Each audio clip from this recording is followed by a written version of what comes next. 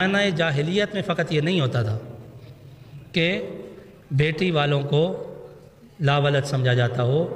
آج بھی آپ دیکھیں ہمارے اپنے جو شیعہ مجالس ہیں یہاں بھی یہی حالت دوبارہ ہو چکی کہ ہم کیا کرتے ہیں کہ جس کے ہاں بھلے ایک بیٹی ہو، بھلے 6 بیٹیاں ہوں، 10 بیٹیاں ہوں، وہ دعا اس کے لیے ایسے ہو رہی ہوتی ہے کہ اے اللہ اس کو بھی اولاد کیا کہتے ہیں نرینہ عطا فرما۔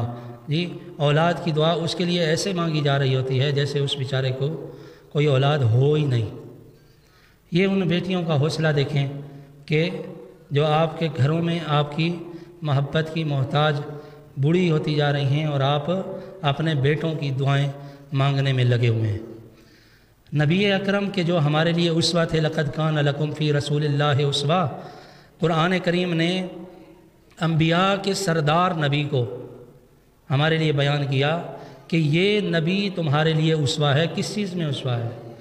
ہر چیز میں، گفتار میں، رفتار میں، زندگی میں، بندگی میں، ہر چیز میں اسوہ تھے یہ نبی۔ ہم نے وہاں اسوہ بنایا جہاں ہمیں ضرورت تھی اور وہاں انہیں چھوڑ دیا جہاں ہمیں ضرورت نہیں تھی۔ تو ہم نے کیا کیا؟